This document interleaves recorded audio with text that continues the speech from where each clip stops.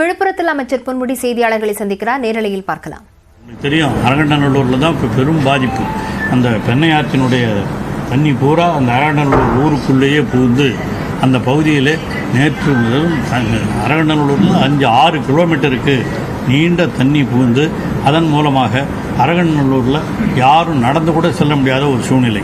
அங்கே தான் படகுகளின் மூலமாக மாவட்ட ஆட்சியர் அவர்கள் படகுகளை அனுப்பி வைத்து அந்த படகுகளின் மூலமாக அங்கே அரகண்டநல்லூரில் இருந்தவங்களாம் கொண்டு வரப்பட்டு அவர்களுக்கு உணவு வழங்கப்பட்டதையும் நீங்கள் அறிவீர்கள்.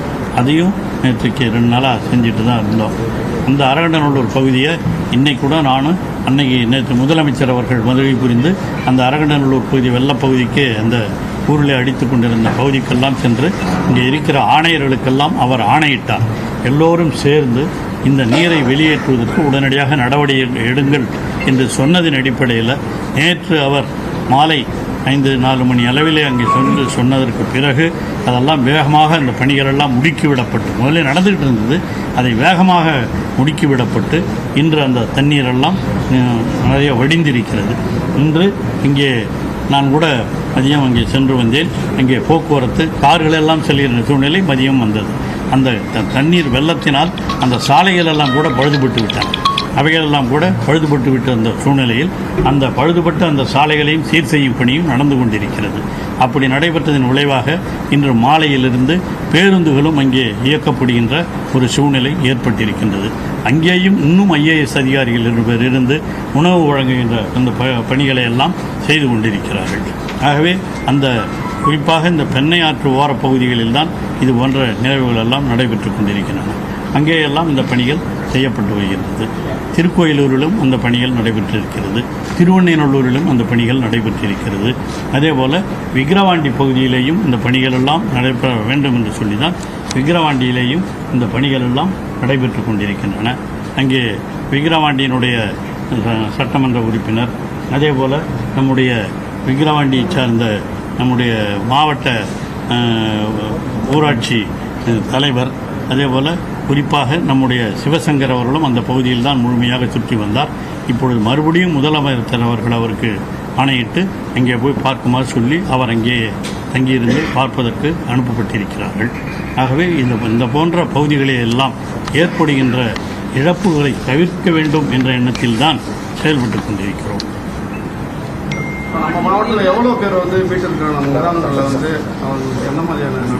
நம்ம 67 நிவாரண முகாம்கள் இந்த 2 நாட்களில் அங்கே உருவாக்கப்பட்டு அதில் 4906 பொதுமக்கள் தங்க வைக்கப்பட்டார்.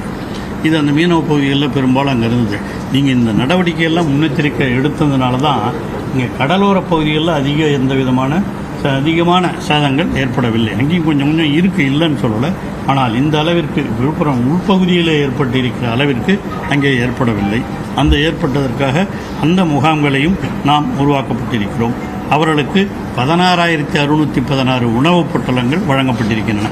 இது அரசின் சார்பாக வழங்கப்பட்டது மட்டும். நாங்கள் சொல்வது அங்கே இருக்கிற உள்ளாட்சி நிர்வாகிகள், கழகத்தோழர்கள் அனைவரும் சேர்ந்து இன்னும் பல அங்கே உதவிகளை எல்லாம் அங்கே இருக்கிற மக்களுக்கு செய்து கொண்டிருக்கிறார்கள். அதே போல் பல்வேறு பணிகளை அவர் செய்து கொண்டிருக்கிற அந்த காரணத்தினால்தான் இப்பொழுது ஓரளவிற்கு விழுப்புரம் மாவட்டத்திலே இந்த நிகழ்வுகள் எல்லாம் குறைக்கப்பட்டிருக்கிறது. மேலும்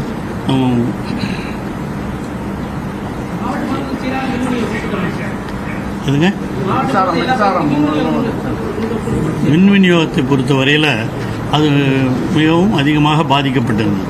அதுக்காகத்தான் நம்முடைய முதலமைச்சர் அவர்கள் மின்துறை அமைச்சரையே இங்கே அனுப்பி அந்த பணிகளை செய்யுமாறு கட்டளையிட்டார். அவரும் மின்துறை அமைச்சரும் மற்ற மாவட்டங்களிலே இருக்கிற மின்துறை அதிகாரிகளை எல்லாம் இங்கே வரவழைத்து 900க்கு மேற்பட்ட அதிகாரிகளை வரவழைத்து அவர்கள் மூலமாக இந்த மாவட்டத்தில் இருக்கிற அனைத்து பகுதிகளுக்கும் அவர்களை அனுப்பி வைத்து இந்த பணிகளை எல்லாம் செய்வதற்கு கட்டளையிட்டிருக்கிறார். கிட்டத்தட்ட பல 70% மேலாக இப்பொழுது இந்த பணிகள் எல்லாம் நிறைவடைந்தது. மின்சார பணிகள் தொய்வடைந்த இடங்கள் உங்களுக்கு தெரியும், மழை வந்தால் மின்சாரம். இதில் மின்சார பணிகள்லாம் என்னென்னா இந்த கம்பங்கள்லாம் இந்த தண்ணியில் சாஞ்சிருக்கிற கம்பங்கள் அங்கே போனால் அது எதனா ஒன்று அது மட்டும் கொஞ்சம் டிலே ஆகிட்டு இருக்கு. வெகு விரைவிலே அந்த எல்லாம் அந்த மின்சார நிறைவேற்றப்படும் என்றும் மின்சார அமைச்சர் அவர்கள் எல்லா பணிகளையும் இங்கேயே இருந்து இப்பொழுதும் செய்து கொண்டிருக்கிறார்கள்.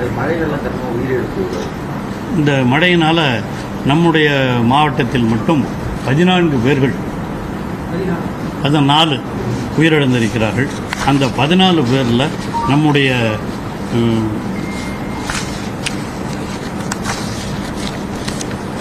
விக்கிரவாண்டி தாலுக்காவில் 6 பேர் உயிரிழந்திருக்கிறார்கள். அதேபோல் திருவெண்ணெய்நல்லூர் தாலுக்காவில் 2 பேர் உயிரிழந்திருக்கிறார்கள். விழுப்புரம் தாலுக்காவில் 5 பேர் உயிரிழந்திருக்கிறார்கள். வானூர் தாலுக்காவில் 1 உயிரிழந்திருக்கிறார். ஆகவே 14 பேர்கள் உயிரிழந்திருக்கிறார்கள். நான் காலையிலே கூட ஒருவரை சென்று பார்த்துவிட்டு வந்திருக்கிறேன். இந்த 14 உயிரிழந்தவர்களுக்கெல்லாம் தமிழக முதலமைச்சர் இன்று அறிவித்திருக்கிறார். 5 லட்சம் ரூபாய் நிதி வழங்க வேண்டும் என்று அறிவித்திருக்கிறார்.